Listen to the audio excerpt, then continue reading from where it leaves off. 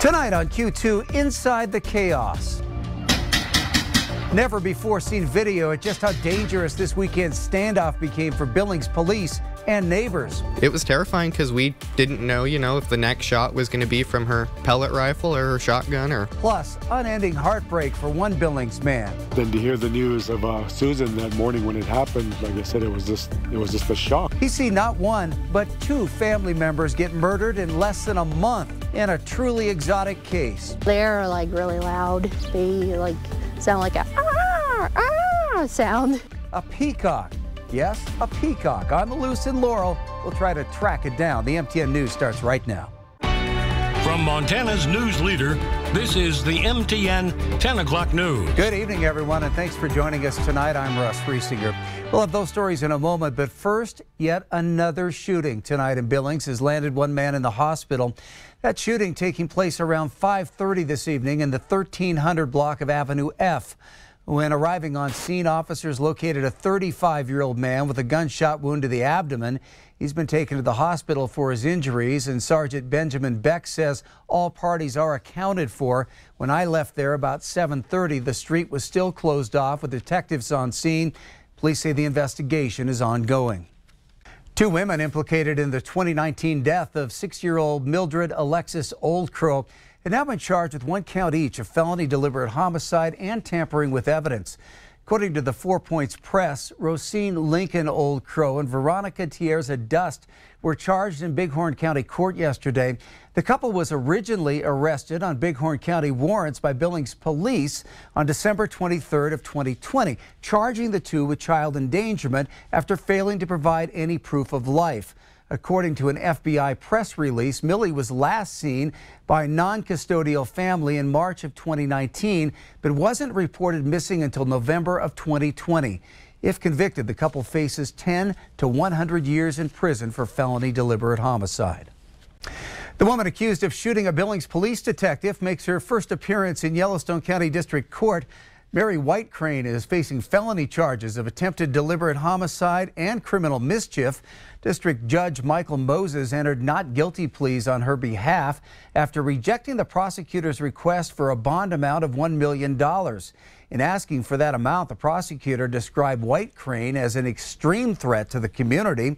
Instead, Judge Moses ultimately settled on $250,000 bond. Whitecrane was arrested after a 14-hour standoff Saturday. It all began after police say she started shooting out the windows of her neighbor's house with a pellet rifle. Tonight, Haley Monaco speaks with the owner of that house and also brings us video that shows just how dangerous this scene was for law enforcement. This is one of several windows shot out early Saturday that ultimately led to a 14-hour standoff. For the first time, we're speaking with one of the men who live inside the home, who says disputes with Mary Whitecrane in the neighborhood were common. Cover your hands up and empty. It was terrifying because we didn't know, if the next shot was going to be from her pellet rifle or her shotgun or what. This video shows just how dangerous things got Saturday in the Billings Heights. But the events leading up to the 14-hour standoff started well before 7 a.m. Saturday morning. Mary Whitecrane's neighbor, who wishes to be identified only by Skylar for safety reasons, says Whitecrane was terrorizing them for months after they had been friends. It was just like a switch flipped in her head, and, she's accusing me of hacking into her Wi-Fi and her camera systems, and that's where it all kicked off. Friday evening around 5 o'clock when heading to work, Skylar says Whitecrane chased him for multiple blocks and had boxed him in an alley. And she was telling me to call the police, and at the time my phone was dead, sadly, so I had to pretend. But when I did that, she thankfully drove away and left me alone. Unfortunately, that wasn't the last of it. Once he returned from work, the trouble continued. Whitecrane allegedly started banging a slab of wood against the home. So Skylar called the police. And when we were speaking to the officer here at the front door, Mary used her pellet rifle and shot our living room window out. Skylar says Whitecrane shot another window while police were still there, but Whitecrane refused to answer the door to police. I want to say 4 in the morning they finally leave, and nothing was done but couldn't do much because she wouldn't come to the door. Skylar says his young son thankfully slept through the action during the night, but a few hours later, another shot was fired. 7 o'clock comes and I'm woken up to my bedroom window breaking because she decides to start shooting that out. And at that point, we called non-emergency again, and that's when the standoff started. Almost 4 hours later, Billings Police Detective Mike Urena was shot. This video shows the police's response moments after. A dangerous day that could have ended much worse. In Billings, Haley Monaco, MTN News. A Billings family is trying to navigate the unthinkable. Daniel LaForge's nephew was killed in a shooting at a Billings nightclub last month. Now he's mourning the loss of his sister after she was found brutally murdered, her body placed inside a suitcase.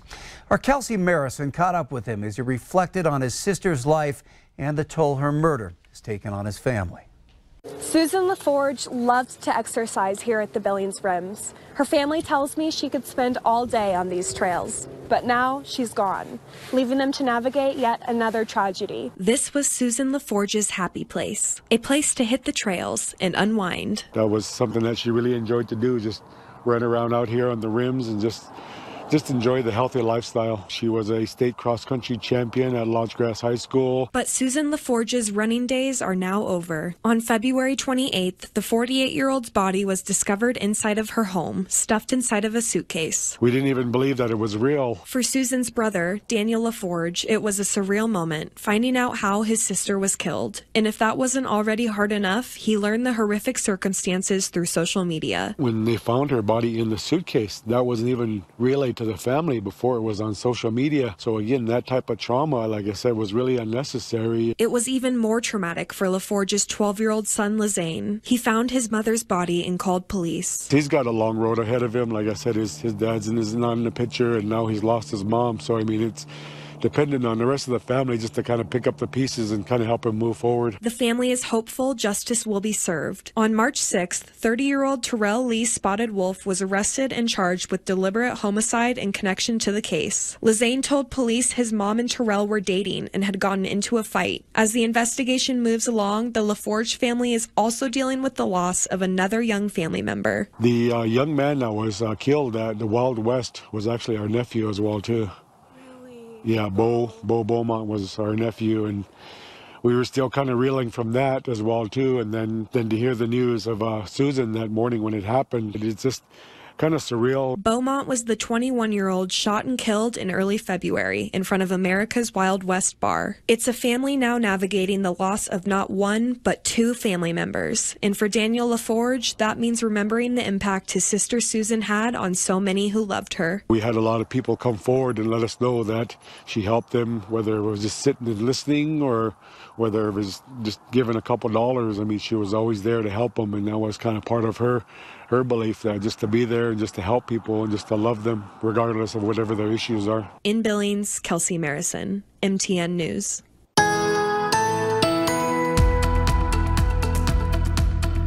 Temperatures really struggled along the High Line today. Check out readings from Havre, Glasgow, even these 20s here around Wolf Point over towards Williston, North Dakota. For the high temperatures today at Billings, it was 37 and 27 in Miles City. We had 29 Sheridan, 35 in Cody and Livingston. Well below the seasonal averages, still feeling a little wintry. And to add to that, here are some of the snow reports we had. We showed you a few at 5:30. We got some updates, including a little over 5 inches at Sheridan. Billings about 1.5 inches, kind of depended the part of town that you were in, and then higher amounts a little bit closer towards some of the mountain foothills. There's a shift in the weather pattern, but it doesn't necessarily mean drier. We'll show you when we come back in a few minutes. Despite his own claims on social media, former President Donald Trump was not arrested today. Sources tell CBS News that the grand jury is nearly done with its investigation, but prosecutors are still considering whether or not to bring in any final witnesses. It's all in relation to hush money paid to former adult porn star Stormy Daniels to keep her quiet about an alleged affair prior to the 2016 election.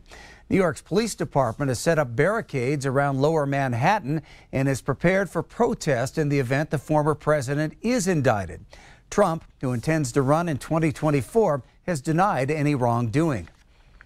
Health officials raising the alarm about a new threat. It's a deadly fungal infection, and recently cases have been rapidly increasing, hitting several states near Montana. Tonight, Phil Van Pelt finds out more about what it is and what they're saying about it. Unlike COVID, this isn't a virus. It's a fungus, and it's called Candida auris. And as it makes its way across the U.S., it actually has killed people. However, it's far less contagious than coronavirus and seems to be confined to specific settings. Many medical experts are calling it a superbug, and so far, it's earned that nickname. Can be very difficult to treat because there's strains have been found to be resistant to multiple antifungal agents. It is also can be difficult to eradicate on an environmental setting if the hospital is not using the appropriate disinfectants. Candida auris is a type of fungal infection that was first discovered in Japan in 2009 and has since spread to over 30 countries. It was first detected here in the U.S. in 2016. Dr. Koo at the Billings Clinic says hospitals are almost exclusively at the beginning of the line when it comes to an infection. We can identify that many of the hospitals that get these cases, they get them from patients who have been in other hospitals who have had that infection. So it kind of goes from healthcare setting to another healthcare setting. Dr. Koo says it's most often spread to patients through IVs or catheters that may have been placed on contaminated countertops. The reason being is that many of these hospitals don't yet have the technology to test for the infection, but Billings Clinic does. Identification of this pathogen is probably going to be the most important, and that's also going to be our greatest barrier. From January 2022 to December 2022, there were almost 2,400 clinical cases and almost 7,800 screening cases in the U.S. It's very, very concerning. I wouldn't want to go through anything else again, what we recently went through. Arlene Saucedo's two sons were recently diagnosed with the flu, and that's when she found out about the fungus and its high risk of serious infection. Koo says this is most commonly found in patients with previous health concerns. This is usually almost in an infection of opportunity where it occurs as a result of their condition, not usually occurs in someone who's already a healthy host. And despite the timing lining up perfectly with one of the most popular shows in the world, we're safe from that outcome and a repeat of 2020. It's not airborne, so we have that. So it's not going to spread like spores like in The Last of Us. And while Montana has yet to see its first case, Koo says it's only a matter of time. So and we are ready. Just now, it's really kind of a waiting game to see when are we going to get our first case of Candida auris. In Billings, Phil Van Pelt, MTN News. Well, still to come on the MTN 10 o'clock news here on Q2. Animals get lost nearly every day, but this is definitely new. A peacock currently on the loose in Laurel. We're on the case next. And later, the end of an era, Billings Central's longtime principal gearing up for a career change. That story in just a bit. The MTN 10 o'clock news continues right after this.